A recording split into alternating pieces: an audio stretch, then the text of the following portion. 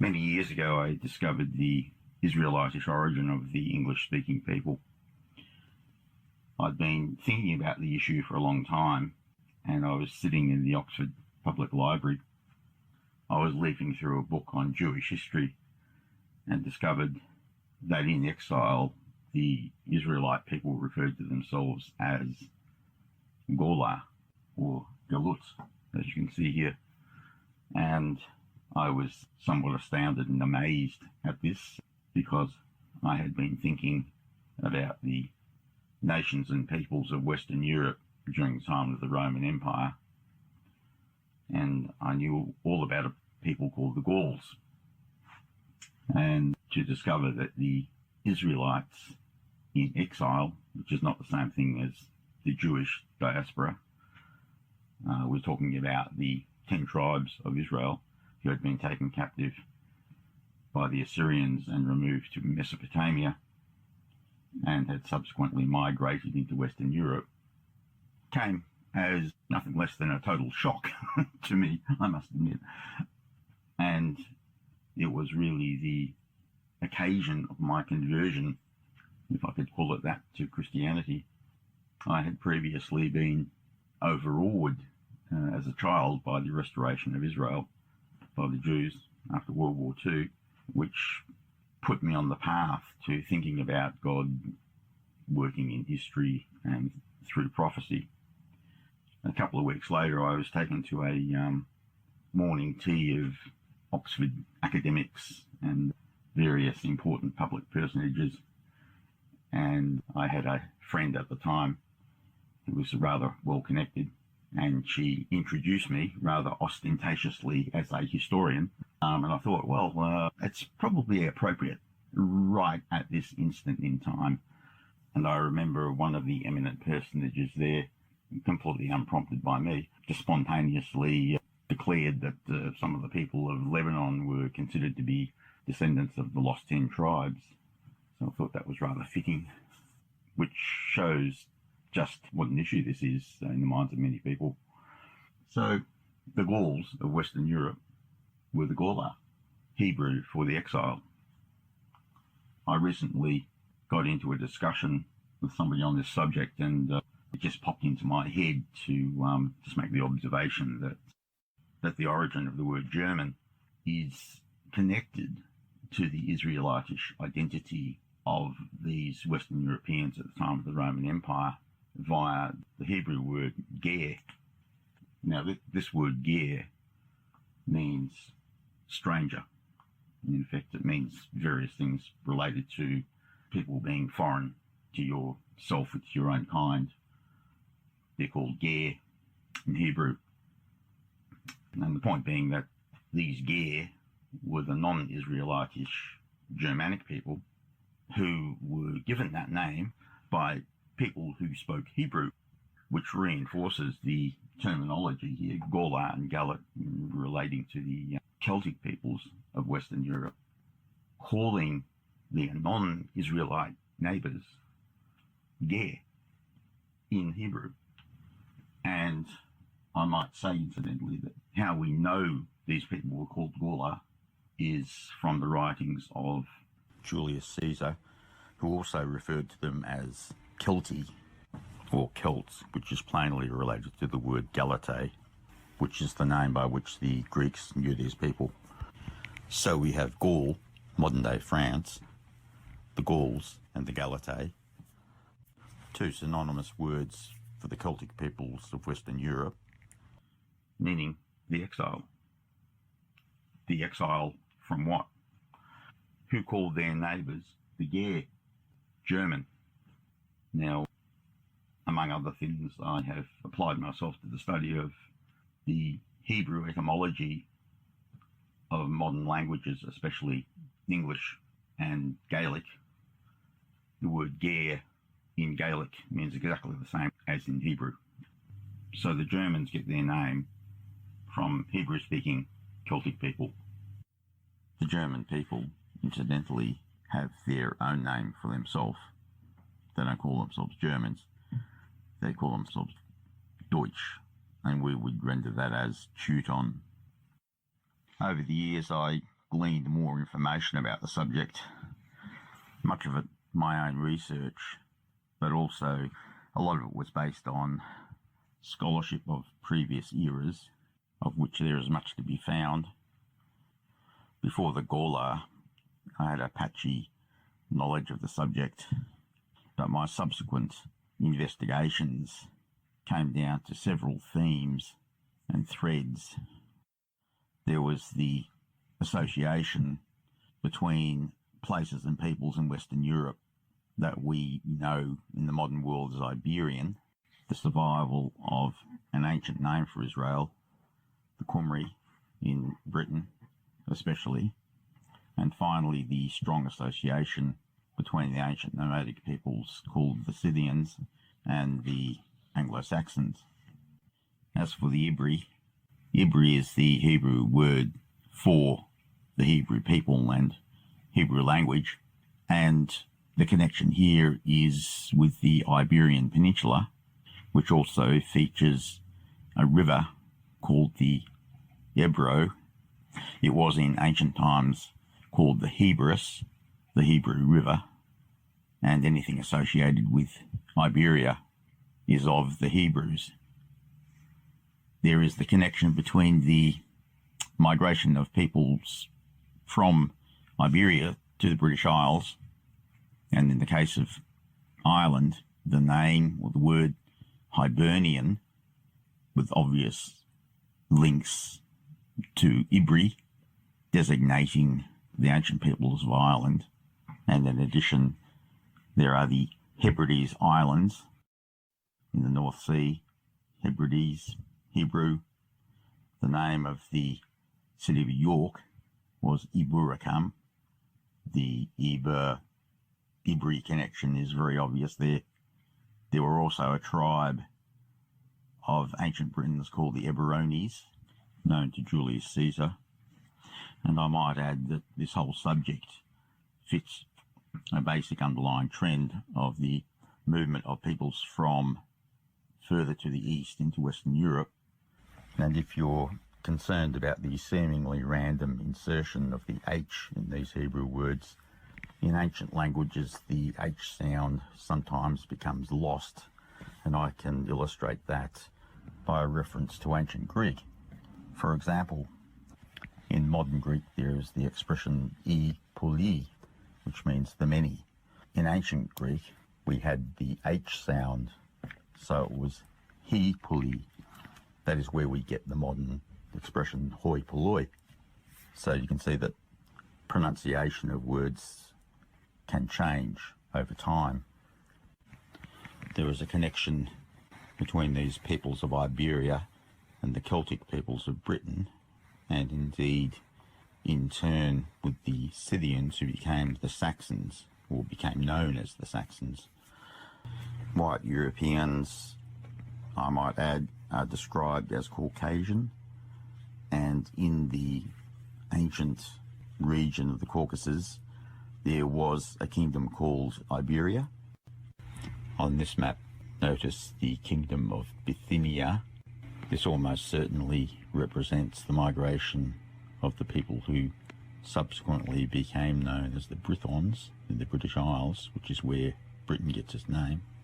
And when we think of a historical term for Britain, the name Albion, which is reflected in an ancient kingdom of the Caucasus called Albania. One thinks also of Epirus in Greece, which suggests the migration of Hebrews through that part of the world. Of course, Galicia and Gallia and all those sort of words appear in Western Europe as well, not to mention the Galatians of Anatolia, modern-day Turkey. And in passing, it should be remembered that the Jewish historian Josephus, writing at the time of the Roman Empire, identified the 10 tribes as a nomadic people beyond the Euphrates, and innumerable multitude, as he puts it, in the area of the Caucasus and southern Russia, inhabited by the Scythians. And the Jewish people have never given up on the whole idea of the 10 lost tribes of Israel surviving as God's chosen people following the exile of the majority of the Israelite nation in the 8th century BC at the hands of the Assyrians, leaving behind a remnant people based on the tribe of Judah who became the Jews. God had a destiny for the people of Israel, the bulk of whom go into exile, 8 centuries before Christ. The backstory to all this is that in the time of King Solomon, son of King David, who had ruled over the 12 tribes of Israel as one nation, following the death of King Solomon, there was a revolt of the 10 northern tribes who set up their own kingdom called the Kingdom of Israel, which was a rival to the southern state, the Kingdom of Judah. The northern kingdom was made up of 10 tribes, the southern state made up of the tribes of primarily Judah and Benjamin. The northern state was the most populous, and it went into exile, as I just mentioned, 8 centuries before Jesus Christ, and never returned to the land. It should be borne in mind that the population of the northern kingdom at this time, as recorded in chapter 24 of the second book of Samuel, was some 800,000 men, so that doesn't even include women and children, almost 1,000 years before Christ. We often think of the 10 tribes of Israel as being something like the New Guinea hill tribes, 10 Israelite tribes out of 100, but that's not the case. This was 10 tribes out of 12. The majority of the people were taken captive, and if that was 1,000 years before Christ, then how much did that population of people, whatever their circumstances, what kind of population did those people grow into after the demise of the northern kingdom? Judah continued on and was subsequently itself taken into captivity by the Babylonians, but those people subsequently returned to the land and set up the kingdom of Judea, which later on was conquered by the Greeks and then the Romans. The Babylonian exile, which occurred some 100 years after the exile of the northern tribes, represents the exile of the Jewish people as opposed to the northern Israelites. Those two terms are used in the historical books of the Bible in opposition to each other. These kingdoms, in fact, made war against each other and were bitter rivals. And all the modern Jewish people of the world today trace their history back to this period of Babylonian exile and or the subsequent kingdom of Judea, which was later on restored. So two different histories of two different Hebrew Israelite people. The histories diverge and not to be reunited until the coming of Messiah. So you can see here some key passages describing this event in the book of Kings. 1 Kings chapter 12, Jeroboam, who becomes the head of the northern kingdom, says that your father, by which he means Solomon, made our yoke heavy. Now therefore lighten the hard service of your father and his heavy yoke upon us. The Jewish king Rehoboam fails to do this, and so in verse 16 we read that the Israelites declare, what portion have we in David, which is the southern kingdom? We have no inheritance in the son of Jesse. To your tents, O Israel. Look now to your own house, David. So off the Israelites went to establish their own kingdom. There followed much rivalry and even warfare between these two kingdoms, and by the 8th century BC, which is some 200 years after these events, Israel is taken captive by the Assyrians and led off into exile. I won't relate the details of these events, but just look at 2 Kings chapter 17, verse 18, where we read that the Lord was very angry with Israel and removed them out of his sight, and none was left but the tribe of Judah only. And later on in verse 23, so Israel was exiled from their own land to Assyria until this day. And 2 Chronicles chapter 30 verse 6 tells us that after their exile, only a remnant of the Northern Kingdom remained in the land. So, bearing in mind this rather sorry story of division, conquest and exile, what purpose do these tribes of Israel play in the fulfillment of God's plan for Israel? Leaving aside specific prophecies concerning the chief tribe of Israel, Joseph, which was to become a world-ruling empire, but nevertheless, purely in principle, God does not choose a people and fail to fulfill the role that he has set before them. To do otherwise would be to deny the all-powerful nature of God, to see these people as they are commonly thought of as having just disappeared into the vastness of Asia, never to be heard of again, assimilated with other peoples. I don't think so. I've already made mention of the connection between the word Ibri, meaning Hebrew, and Western European place names like Iberia, and associations with the Hibernians, the Hebrides, and so on.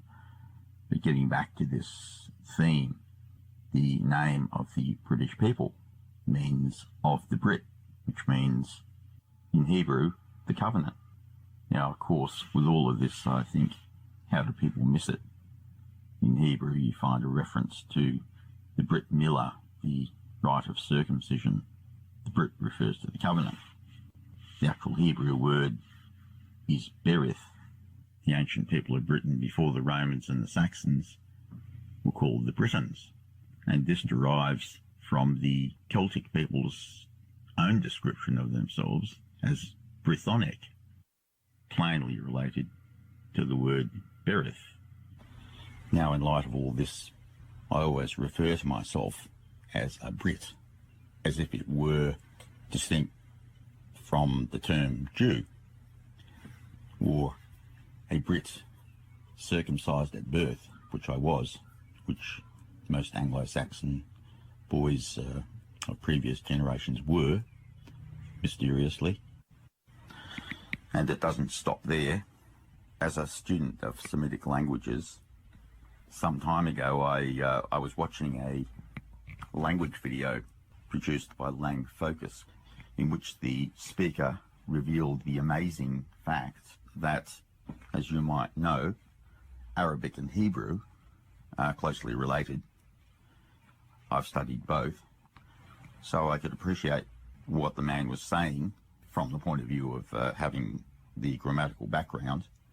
He expressed his amazement that there is only one other language that shares the same grammatical structure as those major Semitic languages in the modern world, and that language is Celtic. There are one or two other rather obscure languages that are in the same category, but the point being that Arabic and Hebrew have some real peculiarities grammatically that are shared by Celtic, and the question is, how could that be? For example, the Semitic languages have a form that goes something like, "The book that I read it is on the table." Another is the use of the dual. So in every other language you have singular and plural. In the Semitic languages and Celtic, you have a singular, a dual, two people, and the plural.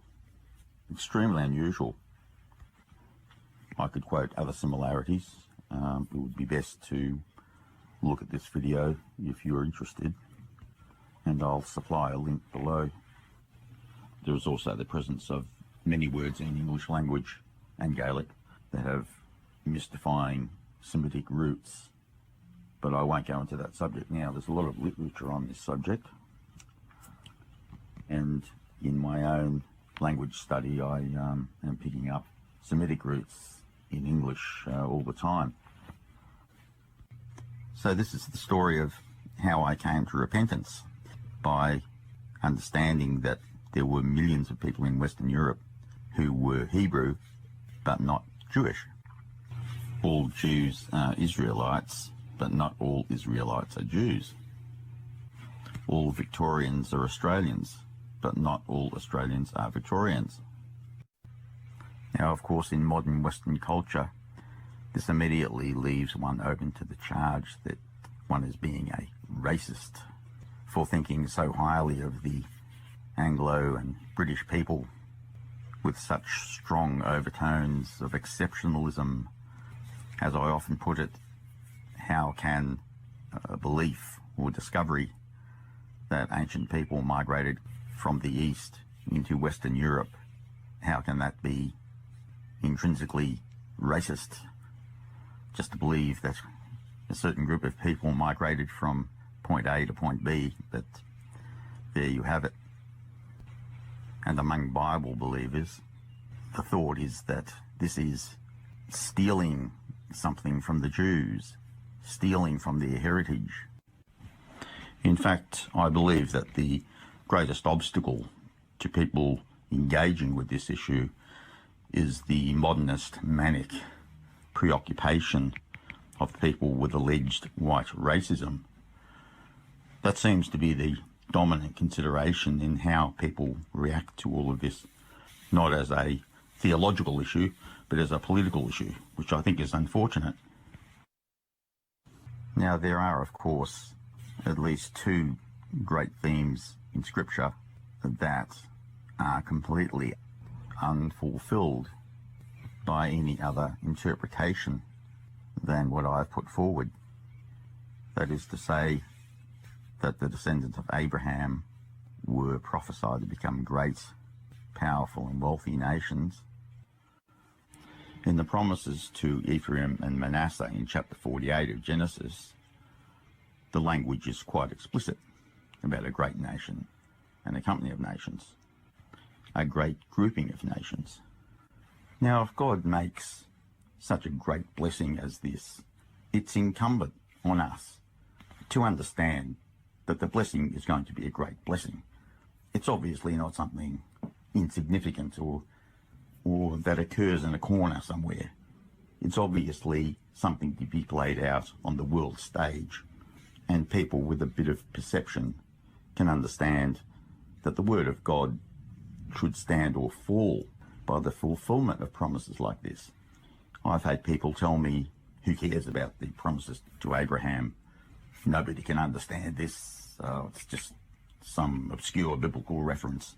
And I think, what has God promised to you? Has he promised you a place in heaven?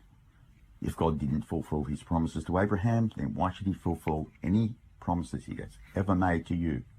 And the way in which God fulfills his promises to nations is something that has to do with the way he will deal with you.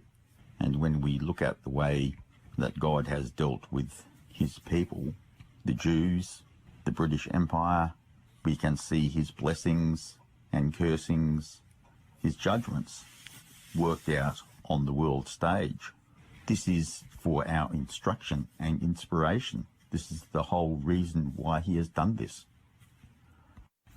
Now, these promises are narrowed down to effectively one single tribe of Israel, which was one of the tribes of the northern kingdom that went into exile in the 8th century BC. And this raises the problem that not only do we have to understand how the promises of national greatness made to Abraham were ever fulfilled by implication by the Jewish people, which you just cannot run, given that the Jews have spent thousands of years in oppression and exile. How were the promises to Abraham fulfilled in them? This is outlandish. But the really crucial thing is that since these promises to Abraham narrow down to the tribe of Joseph, then we have to see the fulfillment of these promises in a tribe of Israel that no longer exists as far as popular opinion is concerned. So we have a double problem, not just the fulfillment of God's amazing promises, but to a people who, to all appearances, disappeared from history, never to be seen again. If you believe in the God of the Bible, this is impossible. So we cannot avoid asking the question, where in the world today are these people?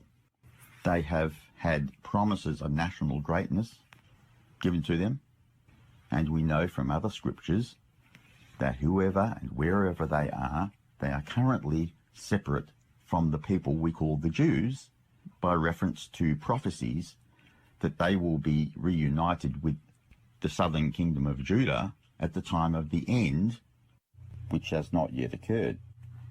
3 of the 4 major prophets of the Old Testament predict the reunification of the northern tribes of Israel with the southern kingdom of Judah at the time of the end and not before. In Isaiah chapter 11 verse 12, the prophet says, "He will raise a banner for the nations and gather the exiles of Israel. He will assemble the scattered people of Judah from the 4 quarters of the earth." In Jeremiah chapter 3 verse 18, "In those days the house of Judah shall join the house of Israel, and together they shall come from the land of the north to the land that I gave your fathers for a heritage." Even if that had happened in 1948, those Israelite peoples had to remain as cohesive, separate peoples right down to the modern era. However, this prophecy is referring to a future captivity of Israelite peoples. In Ezekiel 37 verse 19, "Behold, I am about to take the stick of Joseph, which is in the hand of Ephraim, and the tribes of Israel associated with him, and I will join with it the stick of Judah, and make them one stick, that they may be one in my hand. When the sticks on which you write are in your hand before their eyes, then say to them, Thus says the Lord God, Behold, I will take the people of Israel from the nations among which they have gone, and will gather them from all sides, and bring them to their own land, and I will make them one nation in the land, upon the mountains of Israel, and one king shall be king over them all, and they shall no longer be 2 nations, and no longer divided into 2 kingdoms." Now, it's apparent from what I've just quoted that these tribes associated with him, quote unquote, must at that time be identifiable peoples, whole peoples, nations in their own right, which means unavoidably that anciently these peoples were separate and distinct peoples, separate and distinct enough to be a breeding population for this people to continue. It makes no sense that anciently tribes of Israel, Gad, Naphtali, Reuben, Issachar, were just atomized and dispersed on the personal level. How could the Issacharites and the Zebulunites remain as an identifiable people unless they were some sort of cohesive unit, some sort of cohesive community, nationality, so that they could continue to propagate themselves as a distinct ethnic group, a breeding population? According to the conventional view of things, this makes no sense at all, that there were a few scattered communities of Zebulunites or Gadites or Reubenites, much less individual people, such as a Gadite who marries an Ethiopian woman or an Armenian woman, and their offspring immediately are only 50% Gadite. Thousands of years ago, how could any of those Israelite tribes have lasted as identifiable people, separate and distinct communities, so as to preserve these Israelite tribes in such a cohesive state that they can be reunited with the people of Judah at the coming of Messiah? So who are they and where are they? And also, how are they or were they ever great nations in the plural? If you believe the Bible, you must have some kind of answer to this question, or at least be prepared to seriously consider this question as a test of whether God will keep his word. I know of Messianic groups who every Sabbath invoke the blessings to Manasseh and Ephraim as part of their blessing on the children. And I sit there thinking, what blessings to Manasseh and Ephraim are you talking about? Where are the blessings? Indeed, where are the people, Manasseh and Ephraim? No answer to either of those questions. In Genesis chapter 18, verse 18, we read, "Seeing that Abraham shall become a great and mighty nation, and all the nations of the earth shall bless themselves by him." How on earth has that blessing been fulfilled? Think of a nation, any nation, that the people of the earth bless themselves by.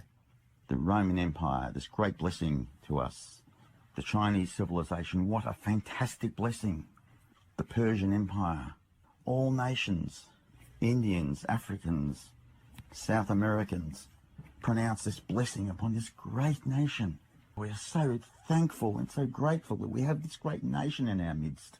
Well, I'll tell you, there is practically only one thing you ever or have ever seen in history where this applies, and it is the multitude of nations that peoples have migrated to over the centuries in huge numbers. And most of these nations have one thing in common. They are the English-speaking nations. America, Australia, Canada, the UK. The people of the world vote with their feet. They do not migrate to Kazakhstan or Eritrea. They don't migrate to India or China or to any of the African nations. In my lifetime, I've heard so many people who have migrated from other countries to Australia and bless this country for what this country gave to them as immigrants, to say nothing of the US and other English-speaking nations. And there are too many other countries in the world that you can say the same about. Now, the promises to Abraham were repeated to his son Isaac, of whom it was said in Genesis 21 that his descendants would be called after the name of Isaac. So the descendants of Israel in the modern world will be to bear the name Sac somewhere in their name, as do the Anglo-Saxon people, or their predecessors, the Sakas, the Scythians of Central Asia during the time of the Roman Empire, also known as Sakasuna or Sakaseni, and who left behind a reminder of their presence in the German region of Saxony. I must digress and just bring into play a very important bit of terminology in respect of the Jewish people, which is that Western Jews are called Ashkenazi. Now, there's quite a bit of background to this that really needs elaboration. Now, the word Ashkenazi comes from an Assyrian word, Ashkuzi, which was applied to the Scythians, who were known to the Assyrians by this name.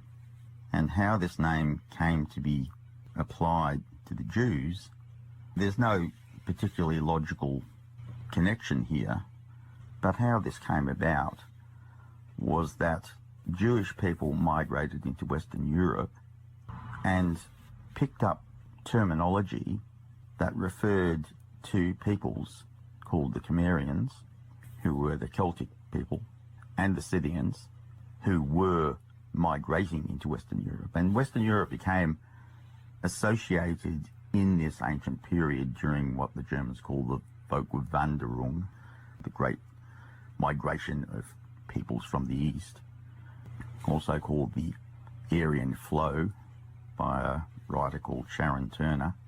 And they somehow connected themselves with these migrating tribes fortuitously, because indeed they were related.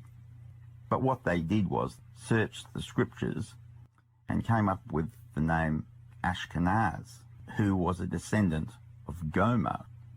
Now, Jewish scholars believe that the Cimmerians were descended from Gomer, and therefore they just connected Gomer and the Scythians and the Ashkuzi, and they put it under one biblical name that, as it turns out, really has nothing to do with the Scythian Israelite tribes of Western Europe, and came up with the name Ashkenazi, which sounds vaguely like Ashkuzi, but rest assured, there's no connection between the Sakas and the Jews, other than the fact that they're both Israelite peoples. And they adopted the name Ashkenazi simply because that is the name by which they knew the country that we call today Germany. So they were German Jews, Ashkenazi Jews. So the Jews have fulfilled the prophecy regarding bearing the name of Isaac, just as the British people have. In Iran, there is an inscription carved into a mountainside called the Behistun Rock from about 400 BC. This is very informative because, like the Rosetta Stone, the Behistun Rock describes nations bearing tribute to a Persian king in three languages: Persian, Elamite and Babylonian. In one of these languages there is a reference to a people called Gimri or Kumri, who were the ancient Cimmerians, a nomadic people that migrated into Western Europe. Think of the Cumbric Peninsula, modern Denmark, and many names in Britain which possess a form of this name, such places as Cambria, Cumbria, and of course the country of Wales, Cymru. And this word Cymru comes from the designation of the northern kingdom of Israel as being the so-called House of Omri, the house of King Omri, one of the kings of ancient Israel, and that was the name by which this kingdom was known to surrounding peoples, such as the Assyrians.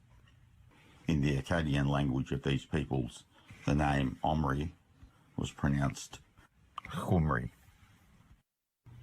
Now, in one of the other languages in which this inscription appears, the name Cymru is rendered as Saka. This is a reference to the Scythian people, who in Greek were called Scuti, which is where we get the name for Scotland.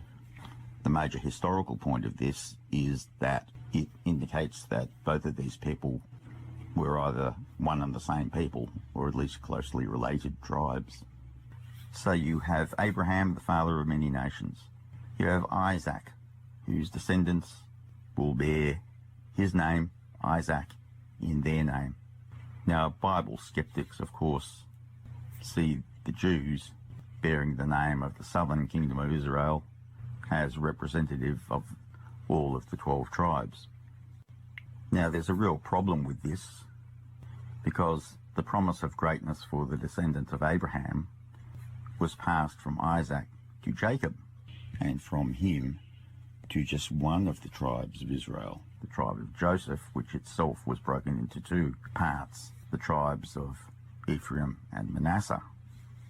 And they were part of the Israelite nation that went into exile at the time of the Assyrians. And even something so basic as the concept of the New Testament, the New Covenant. Think about this. Most people, most professing Christians, think that the Old Covenant was made with the Jews and that the New Covenant was made with the Gentiles, the Hebrew Covenant and the Gentile Covenant. What do we know about these covenants? Well, it goes back to Jeremiah 31:31. So the Old Covenant is made with the Jews, the New Covenant made with the Gentiles, different religions, traditions, and so on. That's not what we read in Jeremiah 31:31. The Old Covenant is made with the house of Israel and the house of Judah. Not even the 12 tribes of Israel, but the two Israelite entities. And lo and behold, what do we find? That the New Covenant is made with Israel and Judah. As a Messianic, as I call myself, I don't answer to the name Christian. I believe in the Jewish Jesus, the Torah-keeping Jesus, and all people must return to the Torah. The Torah was given to the Israelite people to be a model nation, as it says in Deuteronomy 4. What a great God you have and what great laws you live by. Israel is a model nation given a special mission under the covenant to keep God's law. The covenant and the law are two different things. They keep God's covenant by keeping his law as an example to all the nations. In Zechariah 14, there is a prophecy that all the nations will keep the Feast of Tabernacles.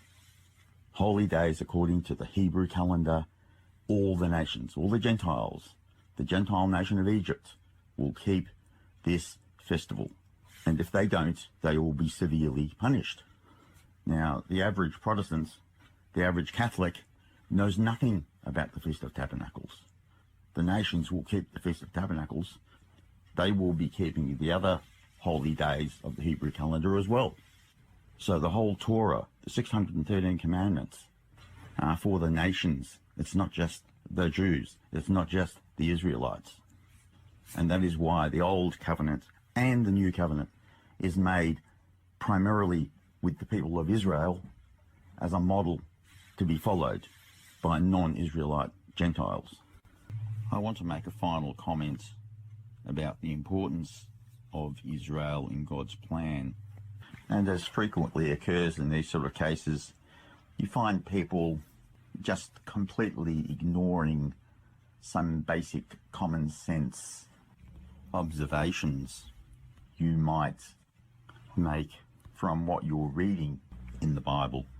Things which may contravene long-held beliefs, religious tradition handed down through the family, core beliefs that brought one to salvation. How could I have missed these other really important things? Whatever the psychology is that is at play, the role of Israel, God's chosen people, is so important in the scheme of things all through the Bible. Jesus himself states that I am sent only to the lost sheep of the house of Israel in Matthew, verse 24. In Matthew chapter 10, verses 5 and 6, these 12 Jesus sent out, charging them, go nowhere among the Gentiles, and enter no town of the Samaritans, but go rather to the lost sheep of the house of Israel. The lost tribes. In Matthew 19, verse 28, Jesus said to them, truly I say to you, in the new world, when the Son of Man shall sit on his glorious throne, you who have followed me will also sit on 12 thrones, judging the 12 tribes of Israel. Israel was so very important to Jesus, and how many professing Christians from a traditional theological background recognize this or even care about it? Be assured that Jesus was concerned about the 12 tribes of Israel and chose 12 men to represent those tribes. And we read right at the end of the Bible in Revelation chapter 21, verse 12, interesting figure that, speaking of the new Jerusalem which comes down out of heaven, it had a great high wall with 12 gates, and at the gates 12 angels, and on the gates the names of the 12 tribes of the sons of Israel were inscribed. We need to stop and think very seriously about this. What may be one of the most important scriptures in all of the Bible that almost no one in the Christian professing world would care about in the least. In practical reality, think about it. These gates are inscribed with the names of the 12 tribes of Israel. Each of those tribes is important to God, was important to Jesus. Why would God celebrate these 12 separate individual tribes if they failed to fulfill a role which he had ordained for them? Where are the tribes of Reuben, Gad, Zebulun? How did they fulfill God's purpose? Why would you celebrate their names on the gates of the New Jerusalem, only to be reminded of the fact that Gad, he just kind of disappeared somewhere. Zebulun, he's possibly somewhere out there, we don't know. Reuben, Issachar, they just intermarried with surrounding tribes. Why would you celebrate that? Sounds like something you'd want people to forget about rather than be reminded of. You wouldn't be celebrating failure, especially in regard to the New Jerusalem which comes down out of heaven. The fact of the matter is that right now, somewhere in the world, there is an entire city, or cities, or even a country, where most of the people are Gad, or Zebulun, or Reuben. Think of the alternative view we have of Israel as just the Jewish people. How is God's purpose for 12 tribes served by some amalgamation of all the tribes in one people we call the Jews? That does not make any sense. Not by reference to what I just said about the enumeration of these 12 tribes in God's plan. Now, of course, somebody might object that based on the information we have from Scripture, that the southern kingdom of Judah comprised the tribes of Judah, Benjamin, and some of Levi. So where is Levi? Well, part of the Jewish people consists of a people known as the Cohens. Their name derives from the Hebrew word for priest. So here we can see the survival of Levi from ancient times right down to the present. So where is Benjamin? Paul, the apostle, himself claimed descent from the tribe of Benjamin. Now there was Anna mentioned in Luke chapter 2, who was said to be of the tribe of Asher. Now, of course, this could be simply lineal descent. I mean, as in my great-grandfather of 10 generations ago might have been French, but that would not make me French. But that lineage would still be considered a valid tribal association. As for Israelites of the northern kingdom returning to the land of Israel after the Assyrian exile, in Chronicles 2, chapter 30, verse 6, such people are described merely as a remnant of those who have escaped from the hand of the kings of Assyria. But what about Benjamin, the tribe of Benjamin, part of the southern kingdom of Judah, associated with the tribe of Judah, and therefore with modern Jewish people? So God must have preserved Benjamin as a separate and distinct people among the Jewish people of today, living in Israel or otherwise. This must be. It does not actually matter whether we can identify these people at the present time. What matters is the question of whether they do actually exist in some form as a separate entity that continues with its particular tribal affiliation. The point being that perhaps all Ukrainian Jews are of Benjamin, perhaps all Russian Jews, perhaps the Sephardi, perhaps the Ashkenazi.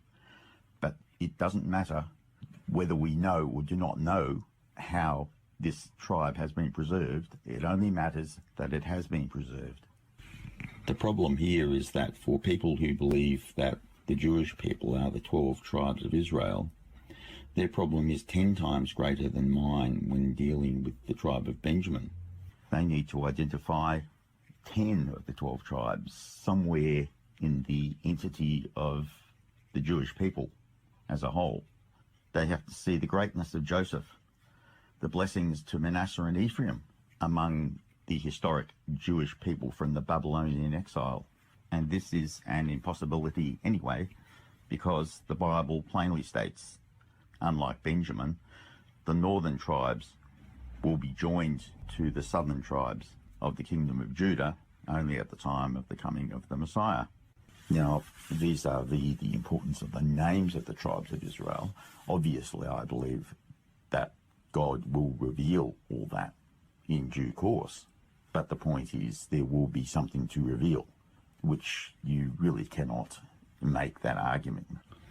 In relation to the Jews being the 12 tribes of Israel, and I might cite the belief that the tribe of Reuben, for example, given the description we have of that tribe in the book of Genesis, could well be the nation of France with its role in world history.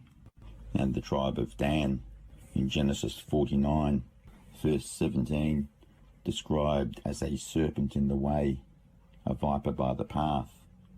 The Bible indicates that this tribe had a habit of naming places after themselves. Are they the people who named the Danube River, the River Don, the rivers Dnieper and Dniester, all the way up to the country we call Denmark, the Mark of Dan? Was this serpentine trail of migration a great sign that this was indeed the trail made by the Israelites as they migrated into Western Europe? So it's not crucially important that at this point in time we can necessarily know exactly who the 12 tribes are, but this will all come out in the end and will be seen by all people as the fulfillment of God's purpose for all of these tribes in history. And that is not what we have now in our current theology of Israel held by the historic churches. And the fulfillment of the promises made to the tribe of Joseph almost 4,000 years ago, as embodied in the triumphant role of the British Empire followed by the United States of America, this dominant role in world history of the English-speaking people made so long ago, that such a promise should come to pass after such an extended period of time proves the veracity and believability of Bible prophecy and Bible teaching in general. And one final thing I'd like to add is that it may be as important, if not more important, that we can recite the names of the 12 tribes of Israel than reciting the 10 Commandments. I'll end this presentation here and just make a personal reflection that many years ago, as a young man, I was called up for military service. I was more than happy to do that, but for certain reasons I was unable to do so, and which would have taken my life off in different directions, I suppose. But during the 60s, I was listening to radio broadcasts which were talking about 1975 in prophecy. Well, in 1975, around about the time of the Feast of Pentecost, I had a date with destiny in the Oxford Public Library. Thanks for listening.